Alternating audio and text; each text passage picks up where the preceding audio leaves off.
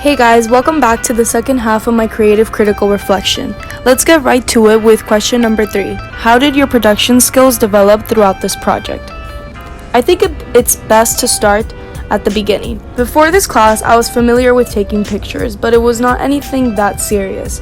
I was in the photography club in middle school and owned a camera where I would take random photos, but trust me, I didn't really know how to handle a camera that well, and I think that pretty much sums up why I just ended up using my phone for this photo shoot and project, just because it's easier. Editing, however, was my strongest suit. I've been using Visco to edit my photos for a very long time. It's really my go-to app. And it's just something that I've loved doing for a long time. So when it came to editing, I pretty much knew what I was doing. Except with this project, I was able to use more softwares that I hadn't used before in the past, which I'll get to later. Also used to play around with Blogger when I was younger, but never with this much extent. I would just write little short stories on my blog and post them, and I used to try to decorate it as much as I could, but I didn't really know how to use it that well. Going back to photos, I definitely improved on planning and having a cohesive theme. When it came to a magazine, it is important that everything blends together and flows nicely, like I saw from other genre magazines.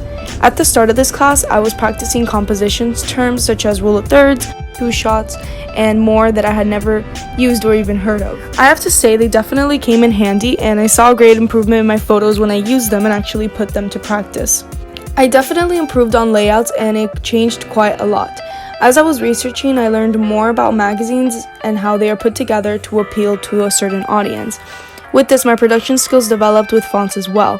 To be honest, I didn't really know what I was doing when it came to them. I had never made a magazine and used fonts to go well with a theme.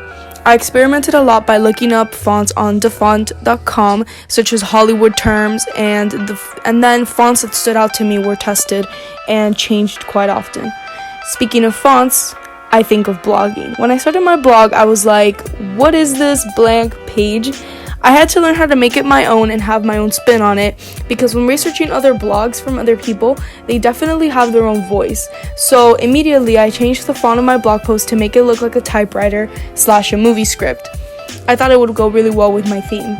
In all honesty, Blogger was hard to understand. In my school, Blogger was blocked, so I couldn't really see what I was doing during school hours. That meant that I would type everything up, and then I didn't really know how it looked, making it frustrating to figure out at first.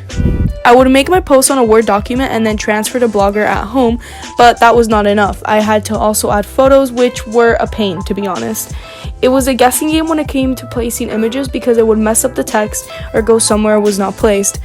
But as time went on, I learned more and it was easier to blog. I also really want to say that when I say a pain, it was just frustrating at the moment, but to be honest, it's fun to look back on my blog, and I definitely want to keep on blogging in the future because this class has taught me that blogging is a lot of fun, and sharing your ideas and processes is also really cool to see how everything develops. I've mentioned a lot of technical ways my skills have developed, but my production skills have grown so much more. I learned how to blog with my voice. I found it so hard to start blogging at first because I didn't know the tone it was supposed to be. Like, was it supposed to be formal, educational? I really didn't know. But I just wrote it like myself, and it made my blog posts more authentic as time went on. Also, time management. I have always been pretty good at time management, which came in handy with this, and of course they did improve, just like everything else. Time management and planning for my photo shoot came hand in hand. I had never planned one before, and it was harder than expected, especially with my model schedule. It was hard to plan a time where everyone was available, but nevertheless it happened because I planned early on ahead before there were any conflicting weeks with my friends' photo shoots. Because of this project, I have to say that I have gained a lot of skills. I have learned how to edit a magazine and create one from scratch, which is something that will come in handy since I now know more about design principles. I also learned about blogging, and it is something that I find fun, and it is something that I'm definitely interested in for the future. All in all, I learned how to be more confident in my work, and that practice makes perfect, and that an idea can actually come into reality because my magazine came out even better than I expected in my blog post.